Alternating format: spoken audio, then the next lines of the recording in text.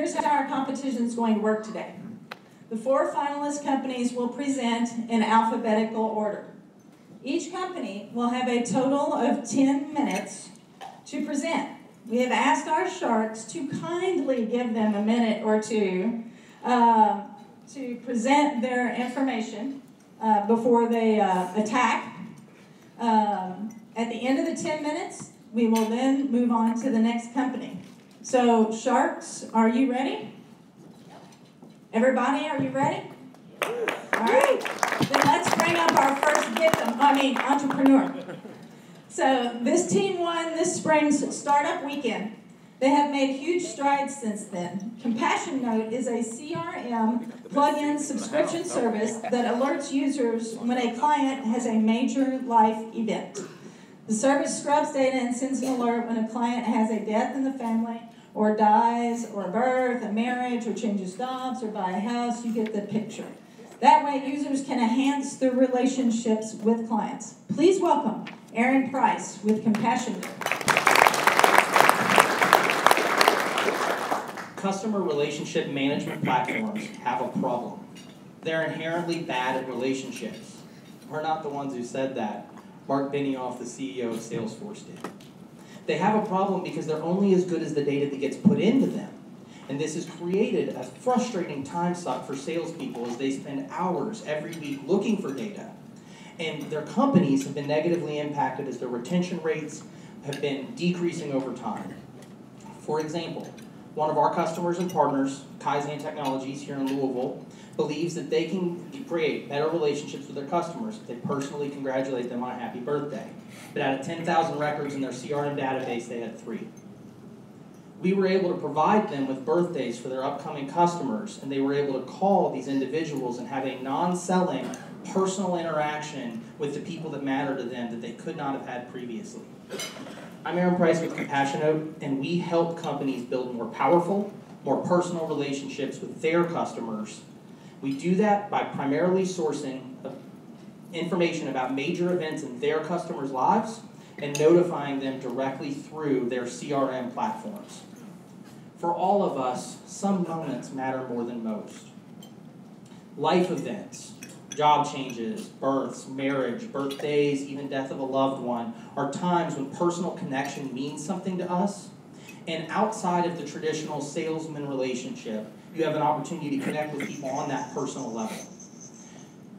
That's where we come in. We help those companies by providing them with that information and giving them that actionable data so we can actually put relationship back in CRM.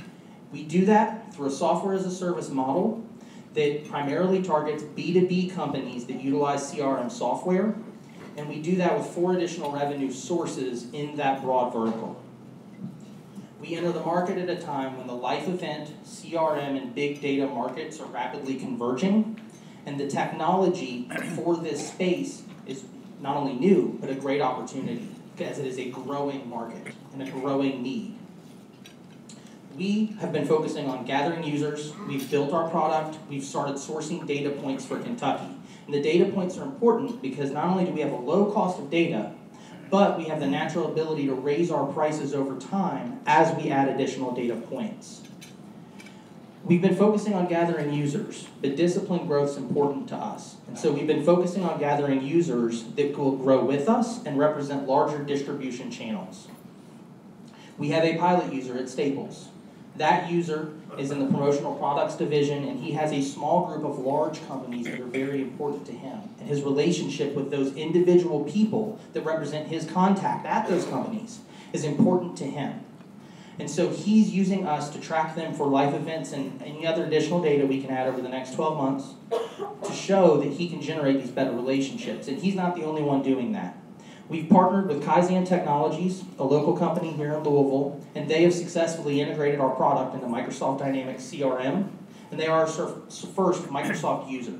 They're a Microsoft Gold partner, and they're important because not only are they a user, but when the time is right, when they can say, we've used the product and we like it, we've been doing these things, they can reach out to their customers and leverage their sales channel to sell our product to those customers and leverage that relationship with Microsoft to sell our product to Microsoft's customers. We have another user who had a problem where he didn't know the age of his customers. And for 3.5 years, he and other individuals have been trying to figure out a solution to this problem. And for his Kentucky-based customers, we were able to solve that problem. And he now takes that information and we monitor life events for him.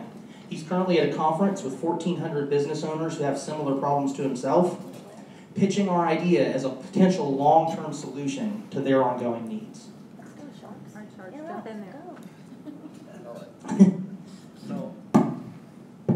So what I think I'm hearing is that you're scraping Facebook and LinkedIn to gather data that you then repackage and attach to a CRM. Is that what you're doing? Kind of. Obviously, social media data is a component of what we do. The bulk of what we do is actually public data, which is nice because it has a lower cost and we can source it from a variety of places. And so, for example, when someone is born or someone is married, you file documents with the state of Kentucky. We pull those on a regular basis and we match those on the back end. Yeah, so the question that I have in my mind is, what is in any way, shape, or form defensible about this? Oh, I'm sorry.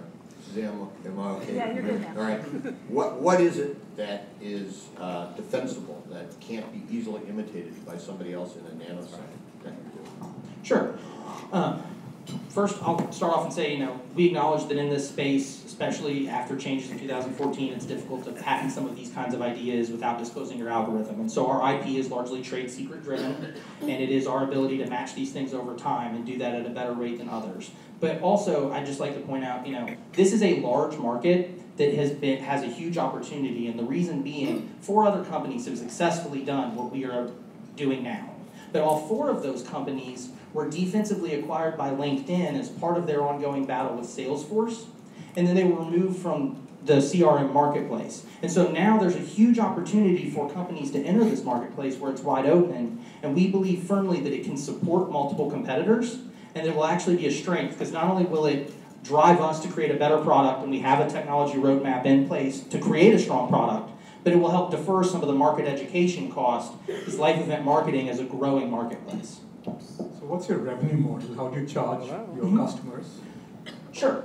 We currently charge $10 per month per user. We are focusing on job change because that will allow us to charge $25 per month per user. We validated that is the rate that all 4 of the previous companies were charging for that before they were acquired.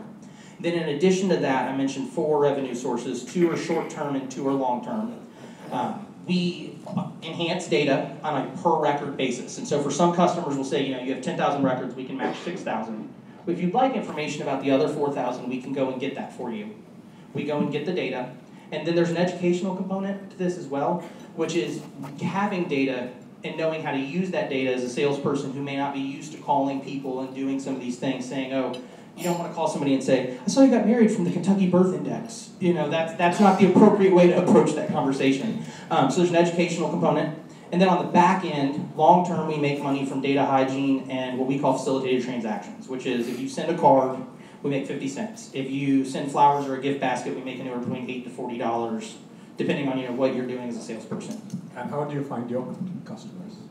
So far, we've been working on building out those distribution channels. We could go online and do your traditional software as a service customer acquisition model, but we've been focusing on building out channels that have the potential to go to those customers for us. We're going to go on the Salesforce App Exchange once we complete the security review, and then we're going to do a little bit of a combination of online and offline. There are trade shows in this space, not just for the CRM platforms themselves, but I come from the political and nonprofit world, and there are fundraising conventions, retention conventions, relationship conventions where we can help solve some of these problems, and then we'll have a B2B sales team. Real quick, can you characterize the unit economics a bit more? I want to know about the financials. Sure. So what's your customer acquisition cost? This is our 2-minute warning. Walk through that, please. I'm going to give you some general data, and the reason being, I think she mentioned it, we're the Startup Weekend team, so we are 7 weeks old from idea to where we're at right now. So a lot of what we're doing is still rolling out our acquisition, but the data itself is very cheap. In Kentucky, for example, we were able to acquire all the births, deaths, and marriages for $30. It's $12.50 every time you buy it after that. You can get deaths nationwide for $2,675 a month. And when you look at companies, the average company, 80% plus have 5+ users, 40% plus have 50 plus users. And so when you look at the number of companies that we need, our break-even point hits around 75 to 100 companies, depending on their number of users, and that's without a large enterprise customer or something of that nature. And then each additional data point slightly changes. Job change is a little more expensive. But what does it cost to acquire a customer relative to the costs of your revenue side? Sure. Data? Right now, our customers are largely acquired by basic sweat, working out to go get them because we got pilot users and we've experienced more demand than we can actually handle at the moment. It's one of the reasons the Venture Sharks money will help us. We need to upgrade our cloud technology and purchase additional bulk data sources. The answer is you don't know what your cost of customer Right. So these four other companies that were bought and decommissioned, is that, I'm confused about that. Sure. So LinkedIn and Salesforce are basically at war. Just, are those companies, are those features active right now? No. Is it because customers don't find those features valuable? No, it's because LinkedIn finds the feature so valuable they siloed it off. LinkedIn last year pulled their entire application off the Salesforce App Exchange so you can no longer get a direct integration. Those features still exist within LinkedIn. But if customers were willing to pay for it, then wouldn't somebody have said, oh, we already can do this, let's leave it in the market? LinkedIn is still in the place. You can buy it from LinkedIn, but you have to go directly through LinkedIn, which means if you're a Salesforce or a Microsoft Dynamics user, it doesn't conveniently integrate into your platform. And I You have hate to use do LinkedIn's this, platform. but that's your time. Thank Thanks, Compassionate Node. So next up, this company makes a flex roller crimper for killing cover crops without chemicals. Cover crops are crops that farmers plant in between harvests. Austin Scott, CEO, has designed a crimper that consists of several floating rollers that move independent of each other and can conform to uneven terrain. And Scott's product is fully patented. So please welcome Sean Butler with more on farm-specific technology. So hello everyone, my name is Sean Butler. I'm the president of Farm Specific Technology. Today I'll be introducing to you our patent-pending Flex Roller Crimper concept, the first no-till, chemical-free solution to manage cover crops or wheat pests in any field. Cover crops can be a farmer's best friend. They're simply beneficial plants during the time in which the cash crop is not being cultivated. There's tons of reasons growers are looking to use them. They help with soil erosion and compaction, weed issues, as well as other soil health issues. They're so effective, there's a 67% increase in cover crop usage from 2009 to 2014. And this number is spiking because cover crops keep land healthy and growers profitable. But there's still one problem. How do you kill your cover crop when it's time to plant your cash crop? Growers can spray herbicides, but they're costly, they have poor results. It could also be harmful to the environment if not used properly. Growers could also strip till, but it requires expensive auto guidance technology, and you still have to have a way to kill the remaining cover crop. Or growers could use conventional roller crimpers to slowly kill those plants, leaving an organic mat to protect the soil seed bed. Roller crimpers work by rolling over and pinching the stems of the plants between the ground and the blades, shutting off the flow of water and nutrients, which slowly kills it. Kind of like putting a kink in a water hose to shut off the water. But current roller crimpers aren't effective on variable or uneven terrain because a solid roller cannot conform with this type of terrain. And due to size limitations, growers are limited to planting in 4 rows at a time or making multiple passes to the field before planting. So as you can see, currently there isn't a perfect cover crop management solution on the market. But what if we took a current roller crimper and made it more practical? What if we sectioned it off into individual units and mounted them so that they could flex?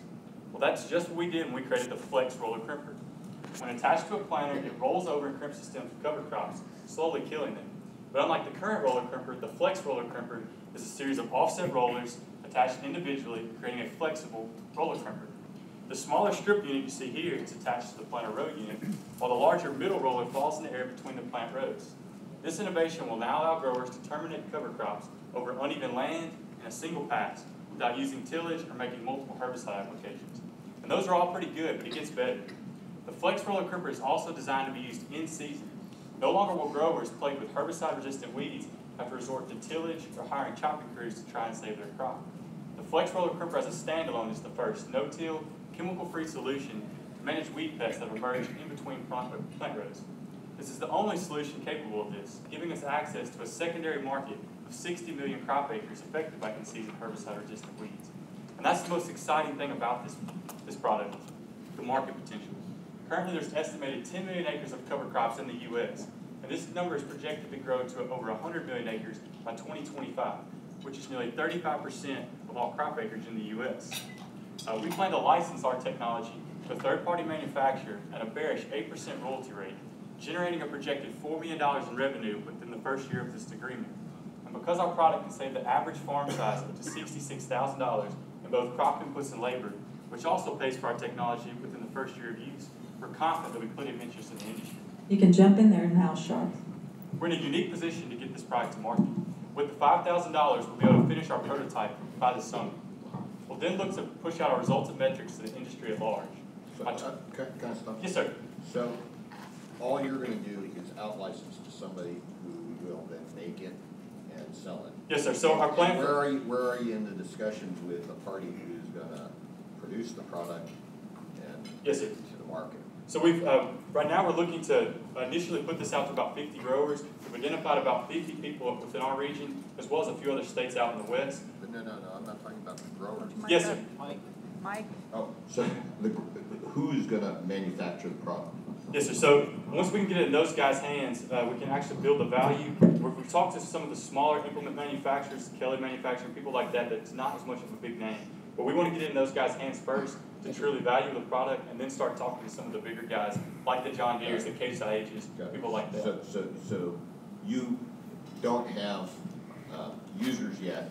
Once you Yes, have some users, then you hope to find somebody who might be interested in actually Yes, sir. making it. So how are you gonna get it into the hands of the users? Somehow you gotta make it for those 50 or so users, Correct. get it into their hands. Yes, sir. So our plan for those first 50 guys is we've identified somebody that's looking to give us a loan to build our inventory. We're going to look to sell directly to those people we have identified, help again try to build some value in our product, get some more initial validation of our product in the field, and at that point start trying to make use some of those connections we've made with some of the larger manufacturers. What kind of intellectual property protection do you have on the design? So our claims are actually on the design of the roller themselves, and then also the ability to mount these individual rollers to a toolbar or some other type of implement, and that's actually able to be flexible. Could somebody invent around it? I mean, could John Deere say, great idea, we're just going to tweak this little thing and boom? So what's out there now, what we've kind of made improvements on is in the current roller crimper, which would be something like you see with this roller, however, just a very much larger size. So we're actually making our claims based off of that actual patent. And outside of what we've got claimed, there's not really much else you could do with these designs unless you incorporated this into some other type of thing. Of the 50 you've identified, how many have you actually talked to, and do you have any preliminary commitments to purchase it upon production? So it's right around the 50 number. Most of them are within our region that are looking to incorporate cover crops. Did you talk to them?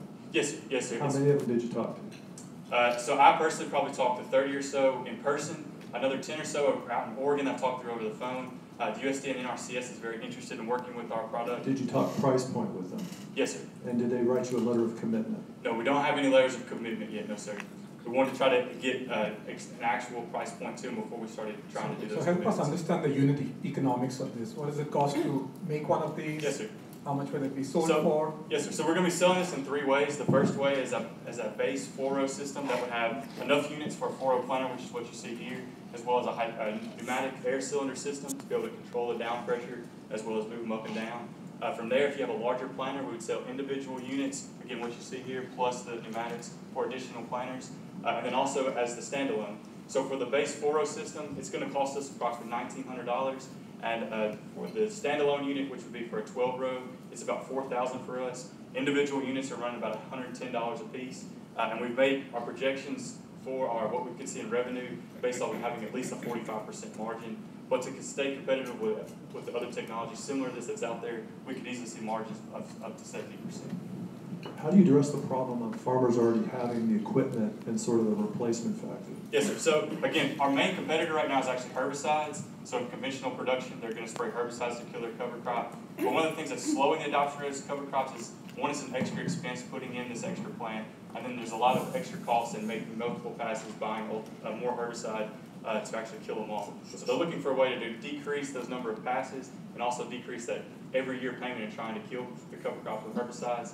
And also with organic guys, they can't really do anything other than roller crimp, but it's not real efficient in what is currently out So there for now. the 50 farms that you wanna get these on, Yes, sir. how are you gonna get the product done for those 50 farms? So right now we're working with a smaller manufacturer, actually where we're from in Jackson, Tennessee. They said they could handle a capacity of about 100 growers or 100 units within a 2 to 3 month time frame. Again, if we're going to go to the next step and look to license, we wouldn't have to grow from there. But if we see even more potential in this, we do want to try to start manufacturing ourselves. We'll have to look for a larger 2-minute warning. that can handle that larger capacity. What kind of manufacturing technology is required? So as far as the actual drums themselves, there's not a lot to it. We've already had the dies developed to actually bend the blades on there. From there, it's just cutting the actual 8-inch Schedule 40 pipe, welding the blades on. There's also the linkage that runs these that mounts the planer. Again, it's really simple design that doesn't take a lot of tooling and manufacturing to do. And then we'll have to be outsourcing our pneumatic systems, such as the air cylinders, controllers, compressors, that sort of How thing. much capital is it going to take to do how much capital is it going to take to do with that manufacturer the first set of 50 for those potential? Yes, sir. So a lot of that initial cost, right now we're paying about $750 per unit. So what's the total cost up front, all in, for the 50 customers? So after those 750, that's again where we've kind of estimated talking with them, we can get those prices down to about 110 per unit. And then again, it just depends. We're basing, again, projections off of selling 12-row implements. So again, it's just kind of making the projections off of that. So you mentioned organic farmers. Yes, Why are sir. you focusing more on them as opposed to all these other 50? So again, compared to conventional and organic acreage in the U.S., organic acreage accounts for less than 0.5%. So the biggest market is to target those conventional guys. But then you're competing against the herbicides. Yes, sir. And again, but they're trying to find ways to get away from herbicides. Again, it's just extra cost. This is something they can buy, equip it on their planters, and they don't have to have the expense every year. It's also extra time and passes to the field they can save by using this. So they're very interested in incorporating this. Organic people are interested, again, just to improve their overall efficiency on the farm right now. Of the farmers you talked to, have any of them said no, and if so, why? Is it because herbicides are cheaper, or? So, based on most of the growers we've talked to now, kind of more are coming towards us. They've either heard about us through word of mouth or... Sorry, hate to cut you off, but that's your 10 minutes.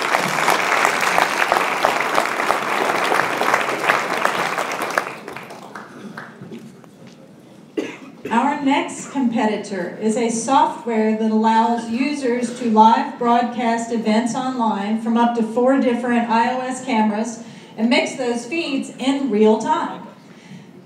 It's like a TV studio on an iPad. The company is currently structuring its seed round and has $6,000 of recurring monthly revenue. So please welcome Nick Mattingly with Switcher Studio. Check this, it works. Okay. I'm Nick with Switcher. I'm going to start this off with a question. How many people in the room have watched something on YouTube? Okay, how many haven't? You're good, okay. One of the things that I find we so often take for granted is how that content is made in the first place. If you think about video creation on the spectrum, from pulling out your phone, just point and shoot. Maybe it's your kid's birthday, or maybe it's your dog doing something funny. To the other end of the spectrum, CBS Productions, ESPN, multi-camera, graphics, effects. Those groups are spending a lot of money on content, and what we've developed with Switcher brings about 80% of the production value at that high end without any special hardware requirements, using iPhones, iPads, a combination of our cloud services. There's never going to be less video than there is today, and Facebook has put a lot of muscle behind live video as a long-term strategy and the things that they're doing. A lot of the content that's recorded at the end of the day still ends up on YouTube. And we're looking to position Switcher as the go-to content creation tool to save time, to save money, to make it easier to make something worth watching. Because as there's more and more noise, it's only going to become more and more important to have quality content. Today, we have customers that can go to our website, create an account. We're also working on wholesale distribution partnerships and distribution partners where companies that are in specific niches for any way you would imagine using video, from athletics to education, workshops, training, giving them their own version of Switcher that works with their services where they can go out and sell for us. So what are you doing that's unique? What do you have that differentiates you and makes you unable to be imitated by others? Right, so going back to the way that video is created, the high-end productions, a lot of the solutions on the market are hardware-based. You're spending a lot of money on gear. On the low end, consumer products are something that's very, very simple and easy to use. It's spontaneous, it's reactionary. We have a combination of services through the video mixing app itself, desktop tools for screen sharing, integration with editing software, cloud services for remote management. They're all rolled into our service, and it's the combination of all of these pieces that help facilitate video creation that really put us in a unique position. So I have iMovie on my iPhone. Right. And it's free, and it's Apple's product. Exactly. And it's only going to get better.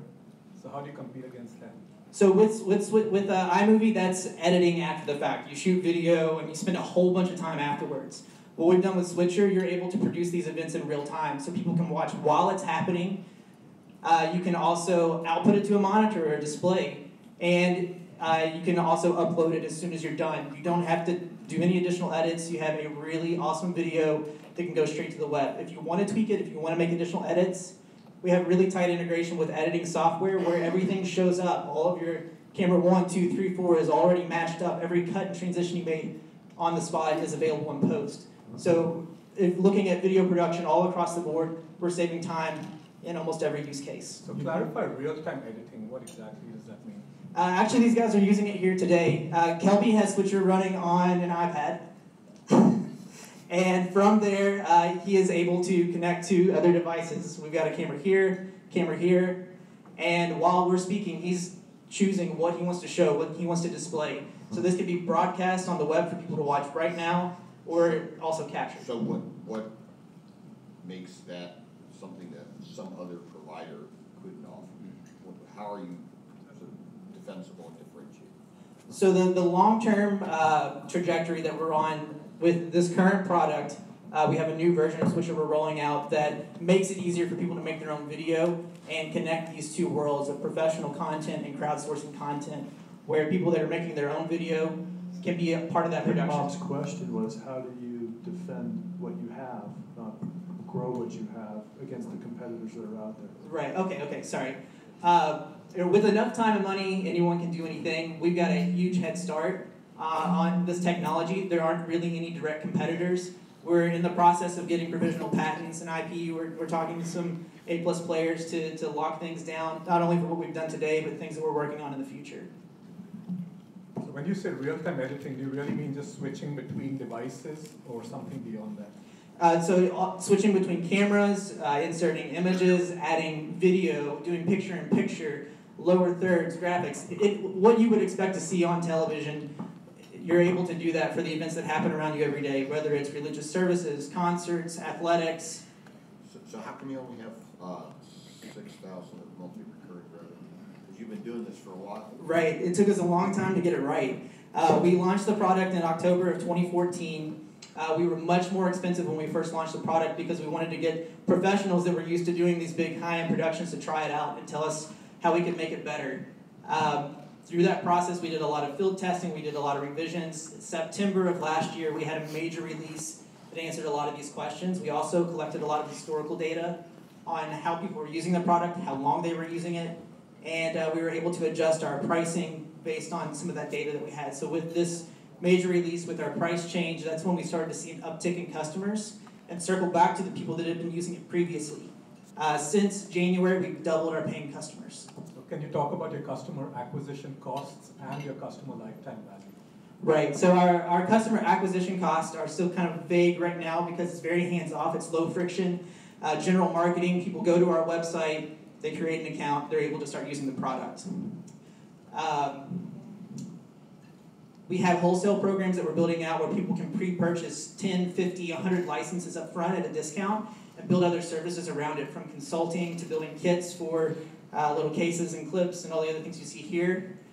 And we're building out white label licensing programs where groups that are in specific industries, whether it's athletics, churches, they can have their own version of Switcher that they can go out and sell for us.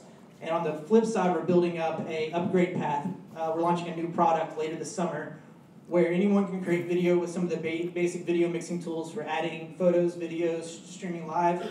and work their way up to what we have today. So Nick, this sounds incredibly complicated. I mean, when you say anyone, like this is way more complicated, I think, than I would be able to use. So who is your customer? Like, it's not the professionals, it's not me.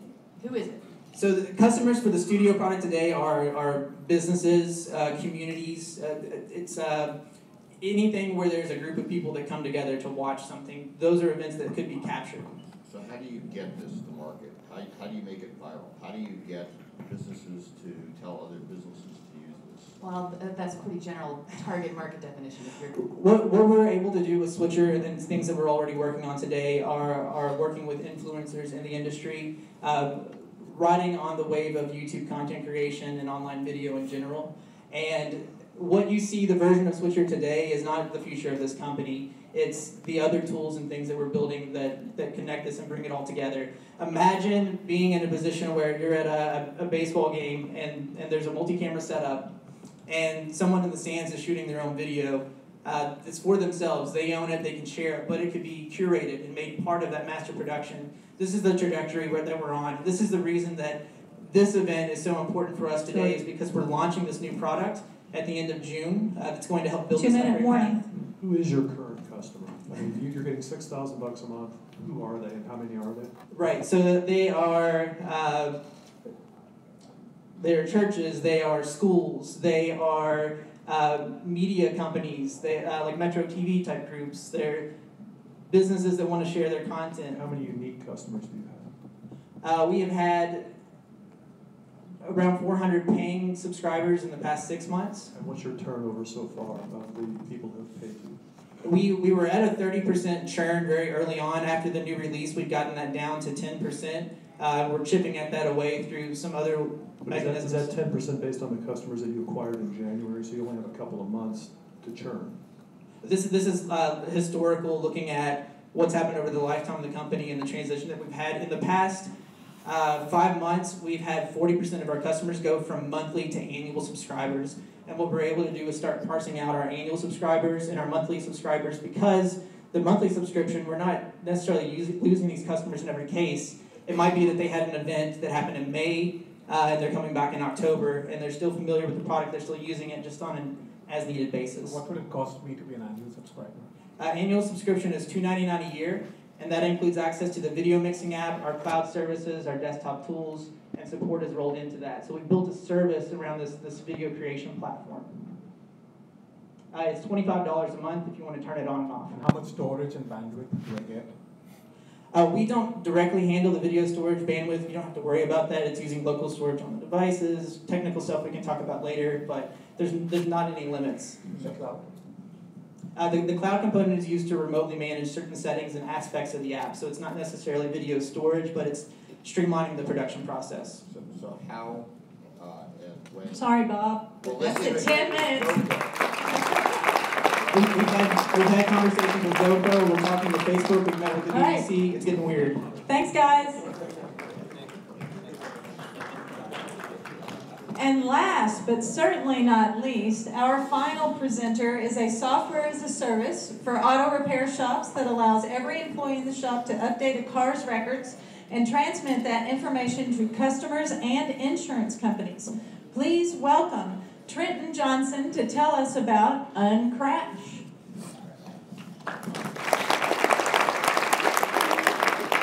Hello, everyone, and hello, sharks. Such sharp teeth you have.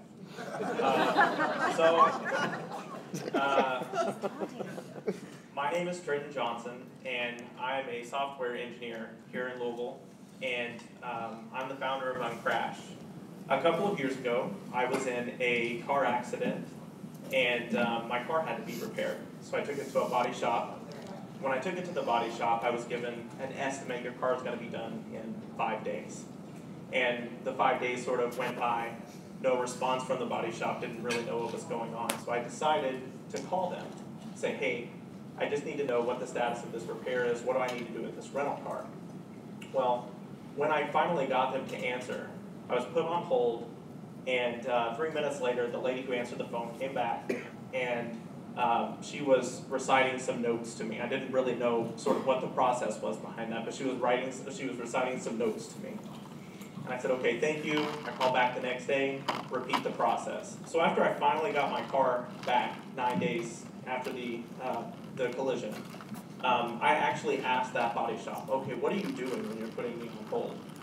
And the lady told me, she said, well, we hang clipboards on the side mirror of your car, and every time someone calls, or the insurance company calls, I go out to the garage, I grab that clipboard, and I start reading the notes to you over the phone. I'm like, okay. So I leave, and I think, I'm gonna fix this. Like, this is not that hard.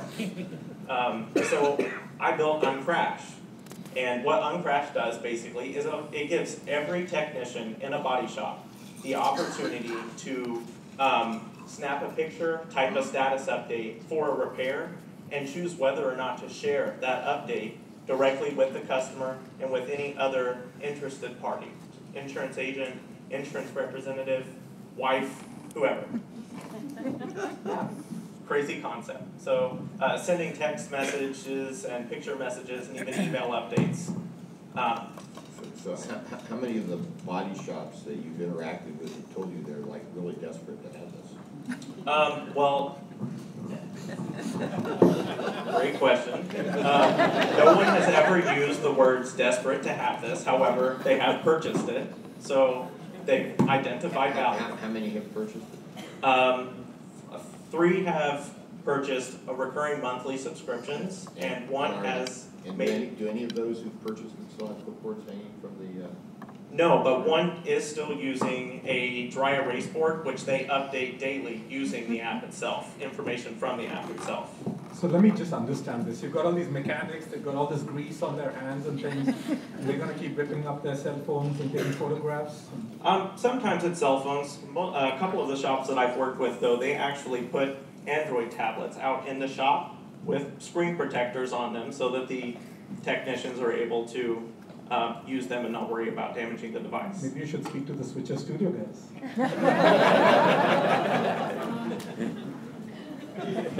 I don't know if anybody's going to want the body shop live stream. That would be a little bit different. It's pretty boring. How big is the body shop market? What are their margins? Okay. How much are they willing to spend on something like this? I'd be concerned that they're not really in the market for a lot of software. Yeah, well, I'm not the first person who's ever had this idea. I think I'm the first person who's ever implemented it well. The body shop market, if you sort of do some research, you're going to find this false number of 20 to 25,000 repair centers that do collision repair. But I've done some research to really figure out how many of those are true body shops that need a service like this. So I'm looking at body shops that have 5 or more employees, and there are about 6,000 to 8,000 of those in this country. And as far as what they're willing to pay, I mean, I have competitors out there who are doing somewhat similar stuff. They're not making the bet that the mobile device is the way to create that collaboration and that communication automation, but they're charging based on the square footage of the facility or based on the number of simultaneous repairs, and it's more than 4 times what I'm charging. So how do you get to the 6,000? You got 3 of the 6,000. How do you get to the other 5,000? Well, there's a really incredible conference that I'd like to attend in California in August, and it's the Collision Insurance Conference. And I have a feeling that setting up there, spreading the message about how we've already helped some body shops and about what we can do for them is going to be a big sell. So outside of the conference, what is your distribution strategy? Oh, so this past week, for example, I extended free trials to 2 body shops and got them using the service just by calling. So these aren't the kinds of folks that you can really say, oh, we're going to target them with online advertising. What is the value proposition to them? They're going to be paying you. What do you think they get for this? Oh, I know what customer improvement, but what's that worth? Well, that's not the greatest benefit actually from the perspective of the body shop. When I first noticed this problem a couple of years ago, the poor lady that I ended up talking to about this said that she answers the phone 40 times a day answering the exact same question, repeating the exact same process. The greatest benefit for them is that the phone doesn't ring as much. What's that worth? the salary of someone who sits at a desk and answers the phone all So day. they're gonna fire her. Well, that's great. I mean, I'm an engineer. I've been putting people out of work my entire life. I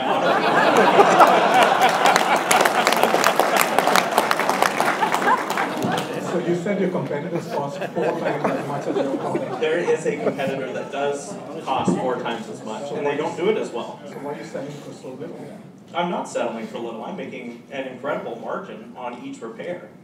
Give us the economics. Okay, so the maximum amount any repair has ever cost has been 25 cents, a little less than 1 cent per message sent either direction.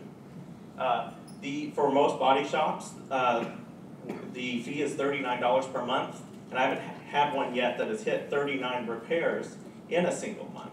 So 75% of, at least, of all of the money that I'm making is actually profit over the fixed costs. So how do you keep a company that used to be called Body Shop Bids, it's now called Snapsheet, who is serving most of the insurers in the United States using mobile devices to get photos and then do instantaneous estimates of the repair? How do you keep them from doing exactly what you're doing as an add-on to their offer? I don't. I would actually love if 3 years from now they decided to acquire my business because I'd done it better. Then they would have to start from the beginning. The trick is whether it's cheaper for them to invent it and do it to their thousands of existing body shop customers, or to pay you for the technology that you have. And I guess the question is, so how hard is it to imitate what you're doing? Well, I mean, no one's done it yet. They just don't know about it. It hasn't emerged to their level of urgency, I guess. But. Well, 2-minute warning. Well, here's what I can say. I'm not the first person who's identified the problem. The fact that I have competitors out there means that this isn't an authentic problem that I've discovered myself. So you might argue that that no one knows about the problem yet, but that's not true. There's a company called Autodex that knows about this problem. They don't have the engineering talent or really the interest to move their sort of legacy business to the smartphone. Isn't it possible then that the problem really isn't that big and that bad? Yeah, the problem isn't that big and that bad, and I'm not trying to grow a billion-dollar company here. I Think think of a company you're trying to grow. I would love to, for the ultimate destination of the body shop section of this business, to be a 4-person team that's able to make $1 million in revenue each year. But the technology on Crash, the technology that's solving all of these problems for these body shops can be moved to so many additional industries. Think about, for example, if you're a young lady and you're getting married and you have a wedding dress that needs altered. You want to be able to receive frequent notifications or daily notifications about the progress of that alteration. This exact same technology can be extended to that market. So your dream is to build $1 million a year company? Is that your aspiration?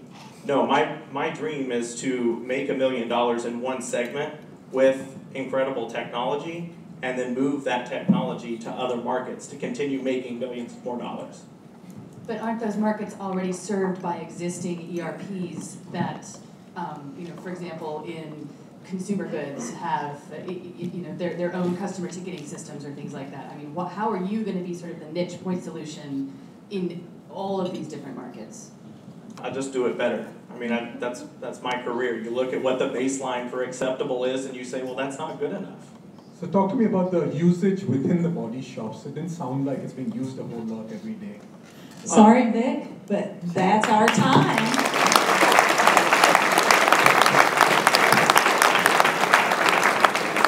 So we've heard some great presentations, so another round of applause for our 4 presenters.